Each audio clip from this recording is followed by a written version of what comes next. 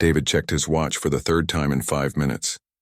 His daughter Sophie was backstage, probably pacing nervously in her little black dress, the one they'd picked out together last weekend. He could picture her small fingers flexing, practicing the scales she'd been working on for months. Tonight was her first piano recital, and David was more nervous than she was. The community center was packed. Parents filled every seat, cameras ready, proud smiles plastered on their faces. David had managed to snag a spot in the 4th row, close enough to see Sophie's expressions, but not so close that his nervous energy would make her more anxious. He'd been teaching piano for 12 years now, ever since Sophie's mom left when she was just a baby. Music had become their thing, their way of connecting when words weren't enough. The recital started right on time. Little kids went first, fumbling through simple pieces with adorable concentration. David applauded each one, remembering when Sophie was that small, when her feet couldn't even reach the pedals. Now she was 8, and she'd chosen to play a challenging piece, something that made David's heart skip when she first told him. He'd wanted to suggest something easier, safer, but the determination in her eyes stopped him. She was braver than he'd ever been. Sophie's turn came in the middle of the program. David watched her walk onto the stage, her posture perfect like he'd taught her. She sat at the piano bench, adjusted it slightly, and placed her hands on the keys. For a moment, everything was still. Then the music began, and David forgot to breathe. She was beautiful. Every note was clear and confident. His little girl, the one who still asked him to check for monsters under her bed, was commanding that stage like she owned it. When she finished, the applause erupted. Sophie stood, gave a small bow, and found David's face in the crowd. Her smile could have lit up the entire city. David clapped until his hands hurt, blinking back tears he hadn't expected. This was why he did it all. The early mornings, the late nights grading piano lesson plans, the constant worry about money. Moments like this made everything worth it. After Sophie's performance, David felt his phone buzzing in his pocket. He ignored it at first, but it kept going. He glanced at the screen and his stomach dropped. It was Richard Chen, his landlord. The timing couldn't be worse, but Richard had been leaving messages all week about the studio rent. David had been avoiding the conversation, hoping for a miracle that hadn't come. The intermission came right after the next performer. David squeezed past other parents and stepped outside to take the call. The evening air was cool and damp. A light rain had started, the kind that barely counts as rain but still manages to soak through everything given enough time. David ducked under the small awning by the entrance and dialed Richard back. David, finally. Richard's voice was tired, not unkind. Look, I've been trying to reach you. The building owner is raising my rent by 40%. I don't have a choice here. I need to pass some of that on to you or I can't keep the building. David's chest tightened. 40%. That wasn't just a number. That was groceries. That was Sophie's school supplies. That was the small emergency fund he'd been trying to build for 3 years. Richard, I can't afford that kind of increase. You know, most of my students are on sliding scale. Half of them can barely afford what they pay now. I know, David, I know what you do for those kids. But I'm getting squeezed too. I'm sorry, but if you can't manage the new rate, I'll need to find someone who can. I'll give you until the end of the month to decide. The call ended and David stood there in the drizzle, feeling the weight of the world pressing down on his shoulders. The studio wasn't just his workplace. It was where he'd taught Sophie her first chords, where Mrs. Rodriguez's grandson learned to read music after his school cut their arts program, where teenage Kevin found something to focus on instead of the trouble he'd been getting into on the streets. That studio was a lifeline for his whole neighborhood. He thought about taking a second job, maybe delivering food at night after Sophie went to bed. But who would be there if she had a nightmare? Who would help her with homework? He was already stretched so thin, trying to be both parents, trying to give her everything she needed. David paced under the awning, doing mental math that didn't add up no matter how he calculated it.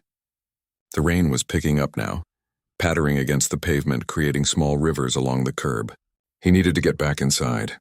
Sophie would wonder where he was, but he needed just another minute to pull himself together, to put the worry away so she wouldn't see it on his face. She deserved to bask in her triumph tonight without his problems weighing her down.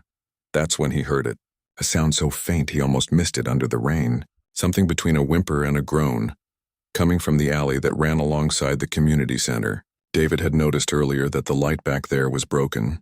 He'd actually made a mental note to mention it to the center manager. Dark alleys in this neighborhood weren't safe, especially at night. He paused, listening. Maybe he'd imagined it. The rain could play tricks, make strange sounds. But there it was again, more distinct this time. Someone was in that alley and they sounded hurt. David's first instinct was to get help, to grab someone from inside. But the sound came again, weaker now, more desperate. Whoever was back there might not have time for him to find help. He pulled out his phone, turned on the flashlight, and stepped toward the alley entrance. "Hello?" he called out. "Is someone there? Do you need help?" No response, just that low sound of pain. David's heart was pounding now. Every reasonable part of his brain told him to go back inside, to get security, to not walk into a dark alley alone. But that sound, that human sound of suffering, pulled him forward. The alley was darker than he expected. His phone's light cut through the rain, creating strange shadows on the wet brick walls. There were dumpsters and scattered boxes, the smell of garbage mixed with rain. David moved carefully, sweeping his light back and forth. "I'm here to help," he said, keeping his voice steady. "If you're hurt, I can call an ambulance." Then his light caught something. A figure crumpled against the far wall, barely visible behind a stack of collapsed cardboard boxes. David's breath caught. It was a woman, her clothes soaked through, a dark stain spreading from her head down the side of her face. Even in the dim light, he could see she was dressed expensively. A business suit now ruined by rain and mud. Her briefcase lay open beside her, papers scattered and getting destroyed by the rain. David rushed forward, already dialing 911 with shaking fingers. As he got closer, the woman's eyes opened. They were unfocused, confused, filled with fear. When she saw David approaching, she tried to push herself further against the wall, even though there was nowhere to go. "Please," she whispered, her voice cracking. "Please don't hurt me." The words hit David like a punch. This woman, already injured and terrified, thought he was there to harm her. He immediately stopped, holding up his hands to show he meant no threat. "I'm not going to hurt you," he said gently. "My name is David. I heard you from the street. You're hurt. I'm calling for help right now." The 911 operator answered, and David gave the address, described the situation, kept his voice calm, even though his hands were trembling. The woman was watching him with those scared, clouded eyes. She was going into shock. He could see it in the way she was shaking and her shallow breathing. "The ambulance is coming," David told her, pocketing his phone. "Can you tell me what happened? Can you tell me your name?" She blinked slowly, trying to focus. I don't... The presentation." Her words were slurred, confused. She touched her head and looked at her hand, seeming surprised by the blood there. David pulled off his jacket without thinking twice. The rain was soaking through his shirt now, but this woman needed it more. He draped it over her shoulders carefully, trying not to startle her. She was still trembling, her eyes struggling to stay focused on his face. "Stay with me," David said softly. "Help is coming. Just stay awake, okay? Can you do that for me?" She nodded slightly, then winced at the movement. David could hear sirens in the distance now, getting closer. He positioned himself between her and the rain, trying to give her some shelter. That's when he noticed her employee badge, partially hidden under her suit jacket. He gently moved the fabric to see it better. Victoria Zhang, Chief Executive Officer, Zhang Innovations. David's eyes widened. Zhang Innovations was one of the biggest tech companies in the city. Their headquarters was that gleaming tower downtown, the one with the logo that lit up the skyline at night. And here was their CEO bleeding in an alley, barely conscious. "Victoria," David said, using her name, hoping it would help ground her. "The ambulance is almost here. You're going to be okay. Can you tell me what happened?" Her eyes focused on him a bit more. "The board meeting," she mumbled. "Had to prepare. Was walking to my car. Someone..." She trailed off, her hand moving to the back of her head where the blood was coming from. David's stomach turned. Someone had attacked her. Robbed her, probably. Her purse was nowhere to be seen, just the briefcase with its scattered papers. In this neighborhood, a woman in an expensive suit was an easy target, especially in a dark alley. But what was she doing back here in the first place? The ambulance pulled up to the street, its lights painting the alley walls red and blue. Paramedics rushed in with their equipment, and David stepped back to give them room. They worked quickly, checking her vital signs, stabilizing her neck, asking her questions she could barely answer. David stood there, wet and shaking now that the adrenaline was wearing off, watching them work. One of the paramedics, a young guy with kind eyes, turned to David. "You the one who found her?" "Yeah. I was at the community center for my daughter's piano recital. Heard her during intermission. Good thing you did. She's got a serious head injury." "Another hour out here in this weather in shock." He didn't finish the sentence. He didn't need to. They loaded Victoria onto a stretcher, moving her carefully. As they passed David, her hand reached out and grabbed his wrist. Her grip was weak but insistent. "Thank you," she whispered. "Thank you for not—" "It's okay," David said, gently squeezing her hand. "You're safe now." A police officer appeared, asking David questions, taking his statement. Yes, he'd found her like this. No, he hadn't seen anyone else. Yes, she'd seemed confused and disoriented. The officer took David's contact information, said they might need to follow up. Through it all, David kept thinking about Sophie inside, wondering where her dad had gone. By the time David made it back into the community center, the recital was ending. Parents were gathering their kids, helping them into coats, praising their performances. Sophie spotted him immediately and ran over, her face lighting up. "Dad, where were you?" "You missed the finale piece." David's heart sank. He'd missed the end of her special night. "I'm so sorry, sweetheart. Something happened outside. Someone needed help." Sophie's expression shifted from disappointment to concern. She was used to this, her dad always helping people, always putting others first. Sometimes she resented it, but mostly she understood. It was who he was. "Is everything okay?" she asked. "It will be," David said, pulling her into a hug. He was still damp from the rain, and she wrinkled her nose but didn't pull away. "But you were absolutely amazing tonight." "I'm so proud of you." They walked home through the rain, Sophie chattering about the other performances, about how nervous she'd been, about how one kid had dropped their sheet music and started crying. David listened and nodded, but part of his mind was still in that alley, seeing Victoria's terrified face, hearing her say, "Please don't hurt me." That night, after Sophie was in bed, David sat at their small kitchen table with a cup of tea he didn't drink. He kept thinking about the contrast. Here he was, worried about rent, about keeping a small piano studio open, and there was Victoria Zhang, a CEO with more money than David could imagine, bleeding in an alley, just as vulnerable as anyone else. Money didn't protect you from everything. Success didn't make you invincible. He also couldn't stop thinking about how scared she'd been of him. A woman alone injured, seeing a man approach in the dark. Of course she'd been terrified. It made David's chest ache, thinking about how the world worked sometimes, how fear was so often justified. The next morning came too early. David got Sophie ready for school, packed her lunch, walked her to the bus stop like always. His phone rang just as he was walking back to their apartment. Unknown number. He almost didn't answer, thinking it was another spam call, but something made him pick up. "Hello? Hi, is this David Chen?" A woman's voice, professional and polite. "Yes, speaking. Mr. Chen, my name is Patricia Liu. I'm calling from Zhang Innovations. I'm Ms. Zhang's executive assistant. She wanted me to reach out to you personally." David stopped walking. "Is she okay?" "How is she?" "She's recovering well, thanks to you. She has a concussion and needed several stitches, but the doctors say she's going to be fine. She was quite insistent that I contact you today. She'd like to meet with you to thank you properly for what you did." "That's really not necessary," David said automatically. "I'm just glad she's okay." She anticipated you might say that. Patricia's voice had a slight smile in it. "But she's very determined when she wants something. Would you be available to visit her at the hospital this afternoon? She's in a private room at Memorial General, 4th floor. David thought about his schedule. He had 3 piano lessons in the afternoon, but he could probably reschedule. And honestly, he was curious. He wanted to see that Victoria was really okay, that the woman from the alley was now safe and cared for. "I can come around 2 o'clock, he said. "Perfect. I'll let her know. And Mr. Chen? Thank you. What you did. Not everyone would have stopped to help." After the call ended, David stood on the sidewalk feeling strange. He'd never been inside Memorial General's private wing. That was where rich people went, where rooms probably cost more per night than his monthly rent. It was a different world, one he'd only ever seen from the outside.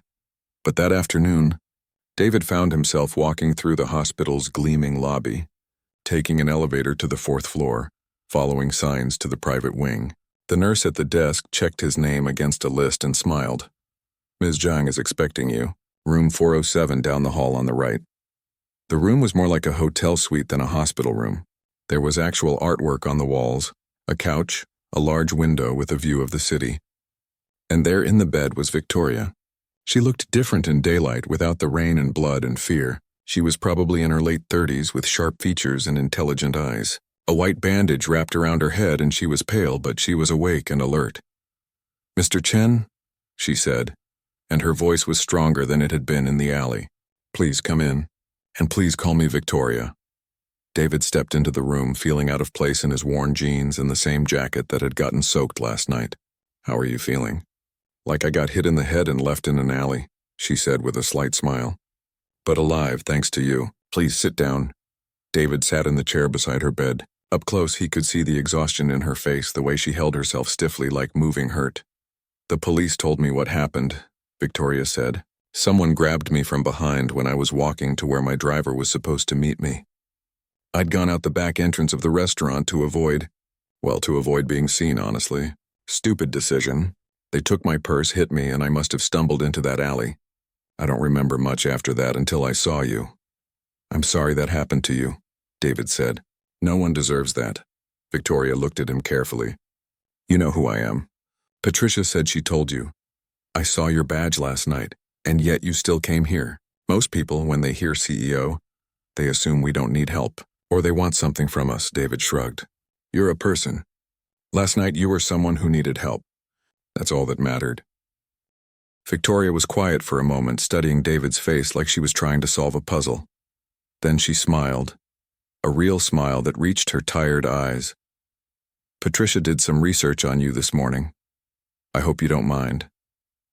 I wanted to know more about the man who saved my life." David felt his cheeks warm. "There's not much to know. I teach piano. I have a daughter. Pretty simple life." "She found articles about your studio," Victoria continued. "How you offer free lessons to kids whose families can't afford them. How you started a summer music program in the park. That doesn't sound simple to me. That sounds like someone who cares." David shifted in his chair, uncomfortable with the praise. "I just do what I can. Music changed my life when I was young. I want to give that to other kids." "You're a single father too," Patricia said. "That must be difficult, running a business and raising a child alone." "Sophie's the easy part," David said, and he meant it. "She's amazing, smart, kind, brave. She had her first recital last night, actually. That's why I was at the community center." Victoria's expression softened. "So you left your daughter's recital to help a stranger in an alley. I interrupted one of the most important nights of her young life." "You didn't interrupt anything. I heard someone who needed help, and I helped. That's what you do." "That's what you do," Victoria corrected gently. "Most people would have walked past, or called for help from a safe distance. You came into that alley alone, not knowing what you'd find." David didn't know what to say to that. He'd never thought of himself as particularly brave. He just did what felt right in the moment. They talked for another hour. Victoria asked about his teaching, about Sophie, about his life. David found himself opening up more than he expected, maybe because Victoria listened in a way that felt genuine. She wasn't just being polite. She really wanted to know. Eventually, David glanced at his watch and realized he'd been there much longer than planned. "I should go. I have students this evening." "Before you leave," Victoria said, "I want you to know that I'm going to figure out a way to properly thank you. And please don't argue. This isn't about money or obligation. It's about recognizing that what you did was extraordinary." David wanted to protest, but something in Victoria's expression told him it would be pointless.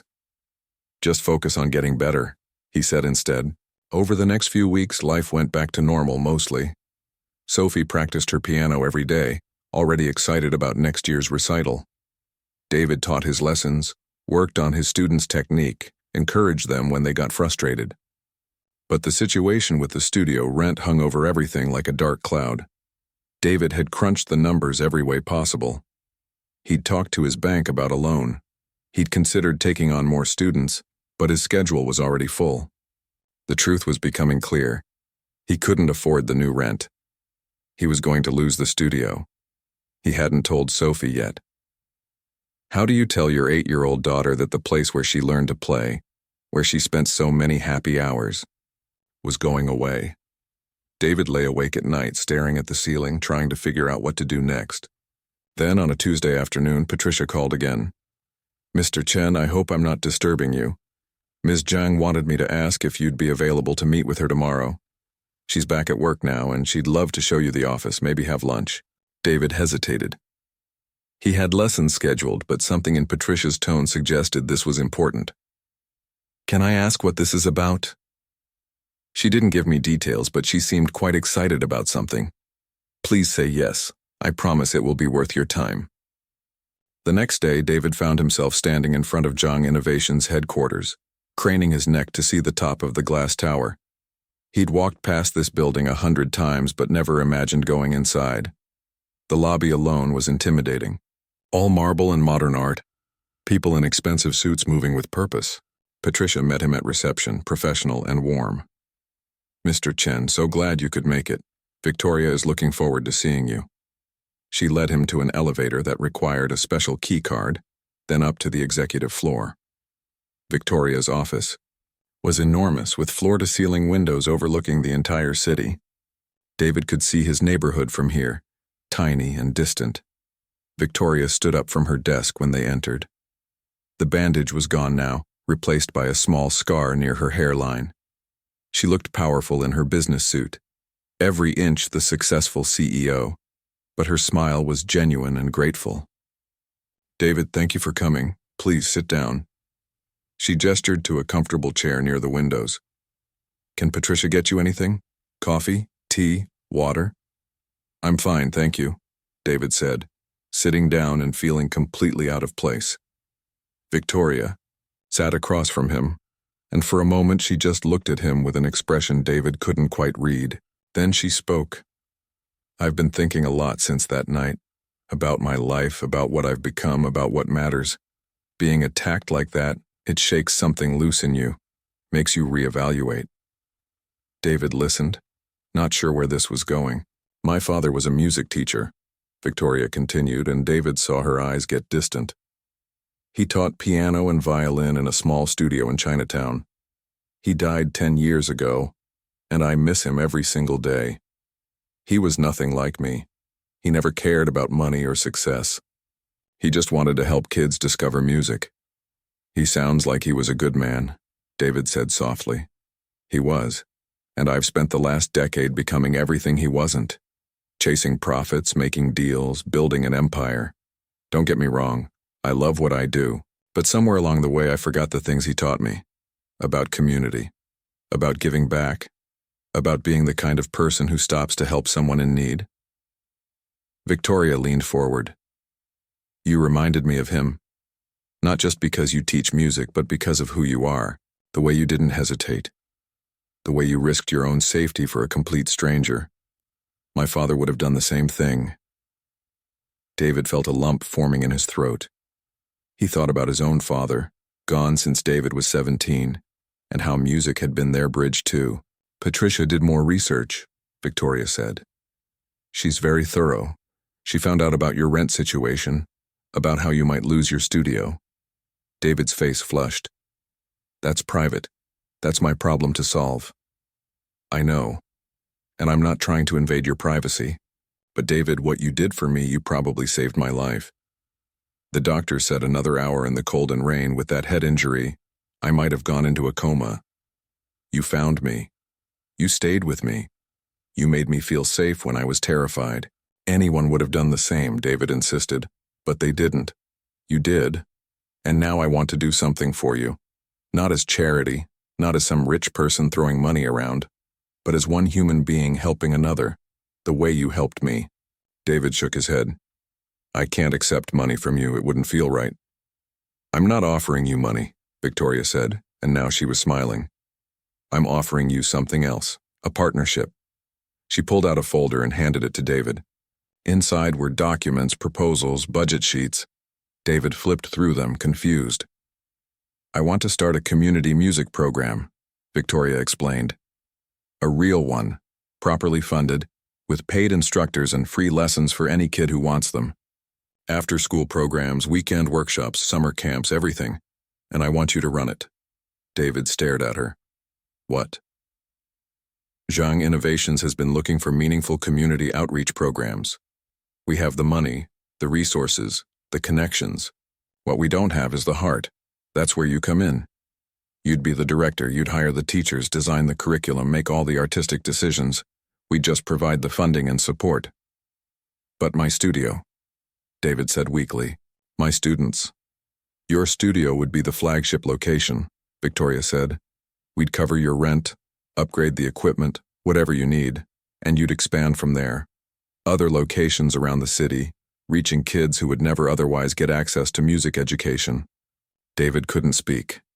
His mind was racing, trying to process what she was offering. It was too much. It was everything he'd ever dreamed of and more. I can't just give you a handout, Victoria continued. That's not who you are, and it's not what this is. This is a legitimate job offer with a real salary and benefits. You'd be doing important work, work that matters. David walked home in a daze, the folder clutched under his arm like it might disappear if he let go. His mind couldn't settle. Every few steps he'd stop and just stand there on the sidewalk, trying to make sense of what had just happened. People walked around him, giving him strange looks, but he barely noticed. Victoria had offered him more than money. She'd offered him a dream he'd been too practical to even let himself imagine. A community music program, fully funded, reaching kids across the whole city. His studio saved, not just saved, but expanded. A real salary with benefits, which meant Sophie could finally get the dental work she needed that he'd been putting off. It meant security, stability, the chance to breathe without constantly worrying about money. But something gnawed at him. Was this real? Or was it guilt money dressed up as a job offer? Victoria had nearly died in that alley. Maybe this was just her way of dealing with the trauma, throwing money at the problem, at him. And what happened when she moved on? When the memory faded and she realized she'd made a decision based on emotion rather than business sense. David stopped at the corner store and bought Sophie's favorite snacks, the expensive ones he usually said no to. Tonight felt like a celebration, even though he hadn't made any decisions yet. When he got home, Sophie was already there doing homework at the kitchen table. Mrs. Park from next door had let her in, like always. Dad, Sophie looked up, pencil in hand. You're late. I was worried. Sorry, sweetheart. I had an important meeting. Sophie studied his face. She was perceptive, always had been. Good important or bad important? David sat down across from her. I don't know yet. Maybe both. He told her about Victoria's offer, keeping it simple enough for an 8-year-old to understand. Sophie's eyes got wider and wider as he talked, so we wouldn't have to leave the studio. And more kids could learn piano? Dad, that's amazing. Why do you look so worried? Because sometimes things that seem too good to be true are too good to be true, David said.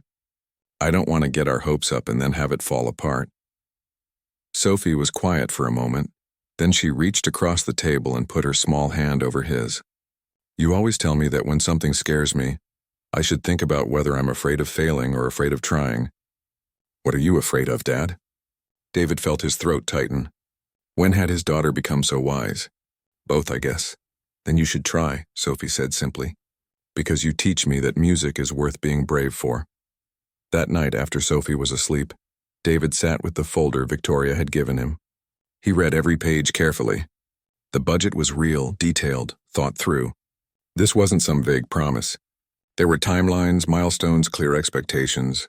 It was a serious business proposal. His phone rang. He didn't recognize the number, but something made him answer. David, it's Victoria. I hope it's not too late to call. No, I was up, just reading through everything. And? What do you think? There was nervousness in her voice, which surprised him. This powerful CEO was nervous about his answer. I think it's incredible, David said honestly. But I have to ask you something, and I need you to be straight with me. Of course. Is this guilt? Are you doing this because you feel like you owe me? And when that feeling fades, will this program fade too? Because if that's what this is, I can't accept it. I can't build something for these kids just to have it taken away. Victoria was quiet for a long moment. When she spoke again, her voice was different, more raw. You want the truth? Yes, part of it started as gratitude. But David, it became something else the more I thought about it. I've been in therapy since the attack.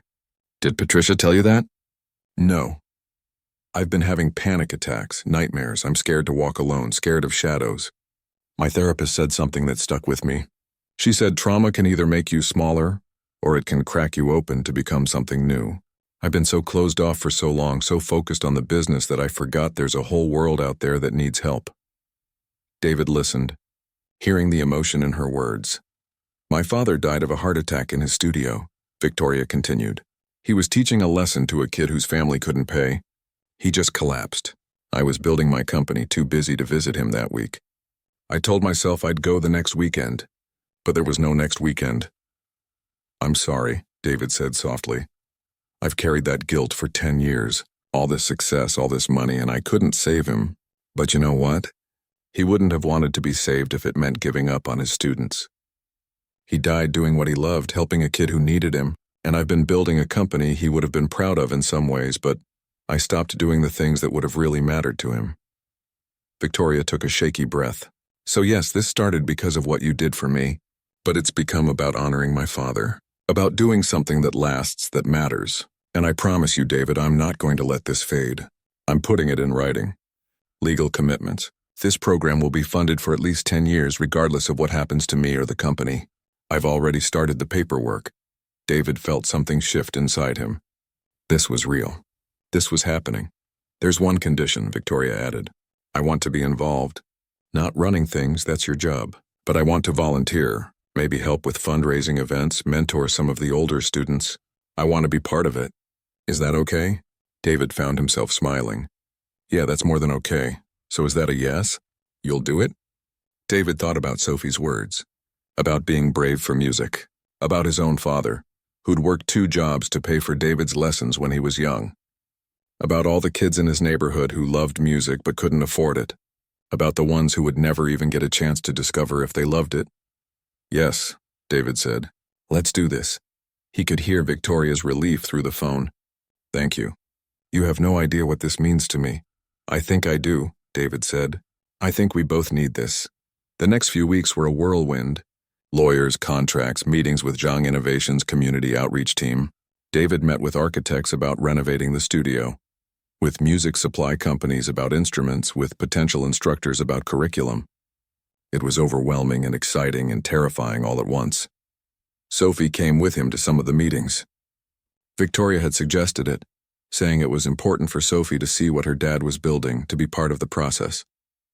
Sophie took it all very seriously, asking questions, giving opinions about what colors the new studio spaces should be. David watched his daughter interact with Victoria and saw something surprising. They connected. Victoria was patient with Sophie, never talking down to her, listening to her ideas like they mattered. And Sophie, who was usually shy around new people, bloomed under Victoria's attention. One afternoon, while David was in a budget meeting, he could hear Victoria and Sophie in the next room, laughing about something. It made his chest feel warm and tight at the same time. Sophie hadn't had many women in her life since her mother left. Mrs. Park was wonderful, but she was elderly and spoke limited English. This was different. After the meeting, David found them sitting at the piano in Victoria's office, a beautiful grand piano he hadn't even noticed before. Sophie was showing Victoria a simple piece, and Victoria was trying to follow along, her fingers clumsy on the keys. I used to be better at this, Victoria said, laughing at her own mistakes.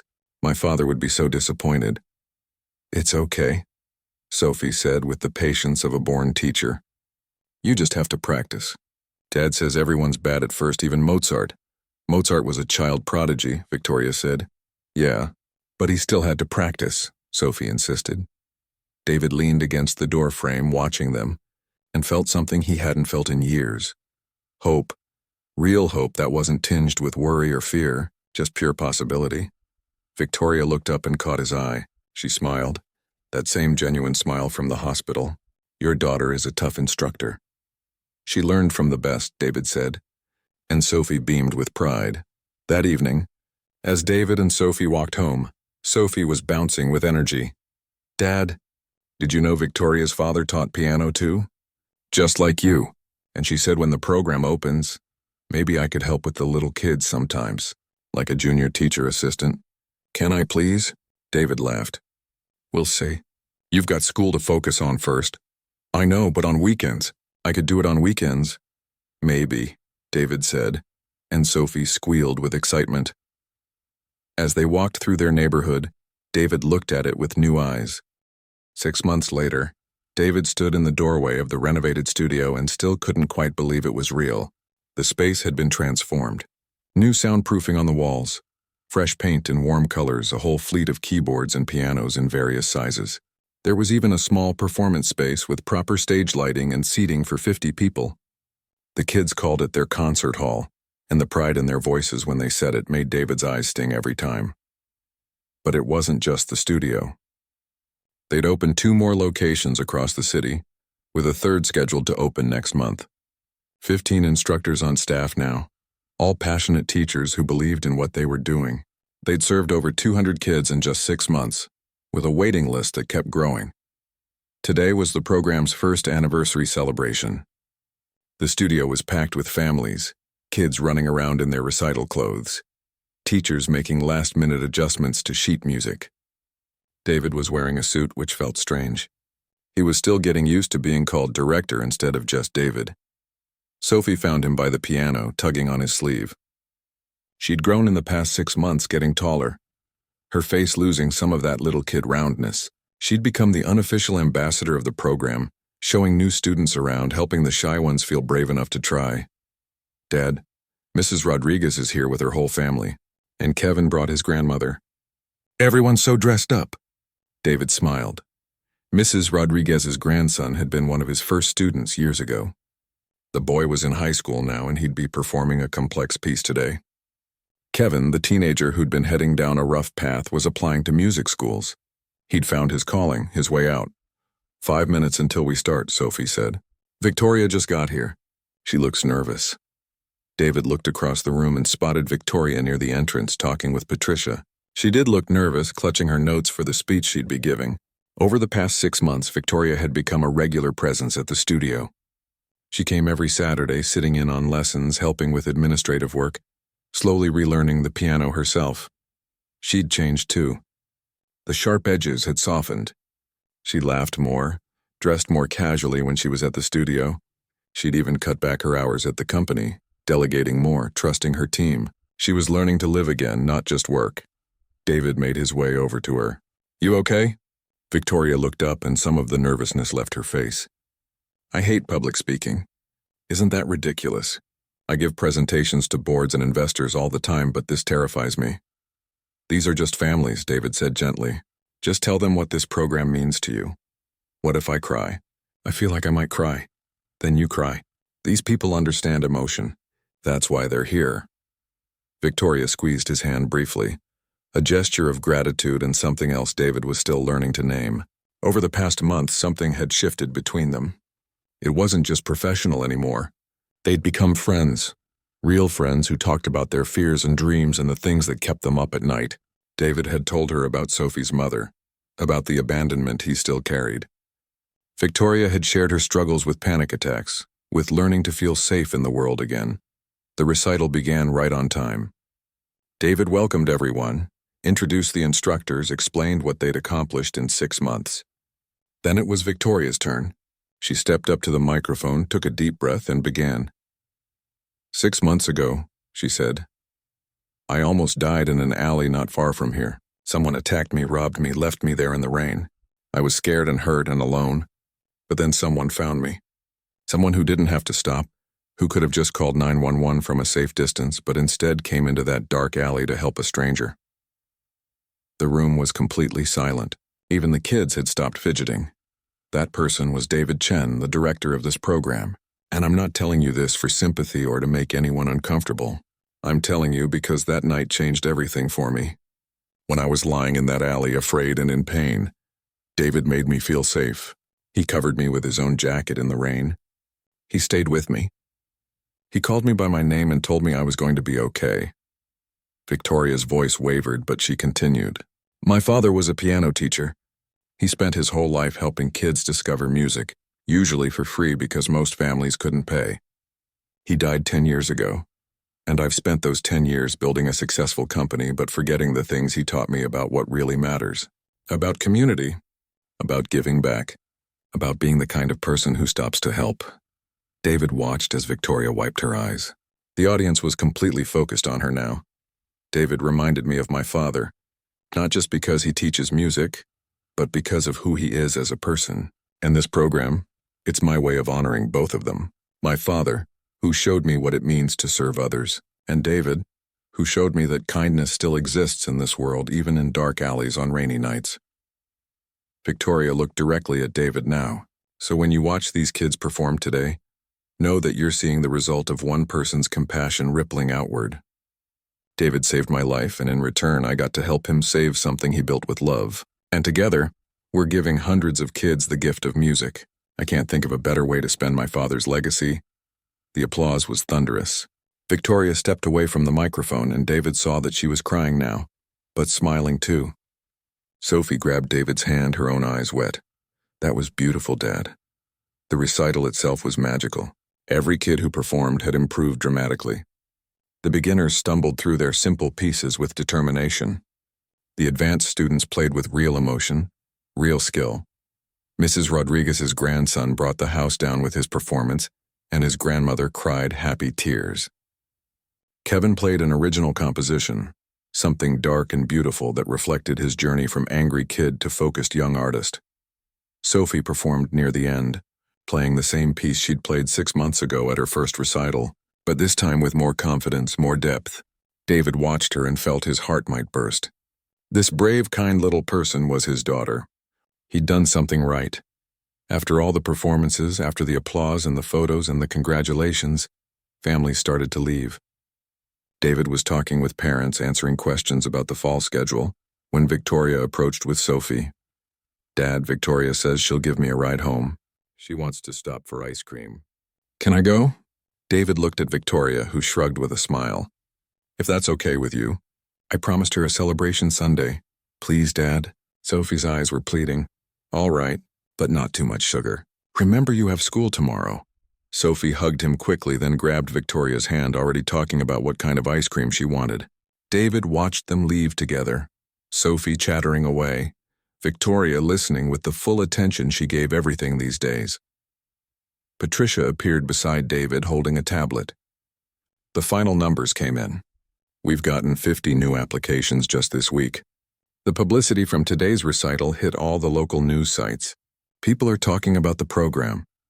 That's wonderful, David said, still watching the doorway where Victoria and Sophie had disappeared. It's more than wonderful. It's exactly what Victoria hoped for. She wanted to create something that would last, that would matter. And you've helped her do that. David turned to Patricia. She helped me too, more than she knows. Oh, I think she knows, Patricia said with a knowing smile. Victoria's not always great at expressing emotions, but she knows. Trust me. As David locked up the studio that night, he walked past the new plaque they'd installed by the entrance. It read the Chenjung Community Music Program. In memory of Richard Jung, who taught us that music belongs to everyone. David ran his fingers over the engraved letters. Richard Jung, Victoria's father, the man who'd inspired all of this. David had never met him, but he felt connected to him somehow.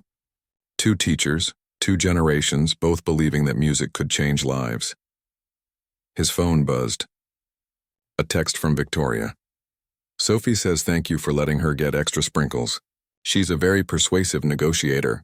You've raised an amazing kid. David smiled and texted back. She learned from the best. Thanks for everything today. The speech was perfect. It was easy. I just told the truth. See you Saturday for lessons. I'll be there. David started walking home through the neighborhood. It was a warm evening, the kind where people sat on their stoops and kids played in the streets. Music drifted from open windows. Someone was practicing piano, and David recognized the melody as one he'd taught that student just last week. He thought about that night 6 months ago. The rain, the fear, the blood. Victoria whispering, "Please don't hurt me." It had been such a dark moment born from violence and fear.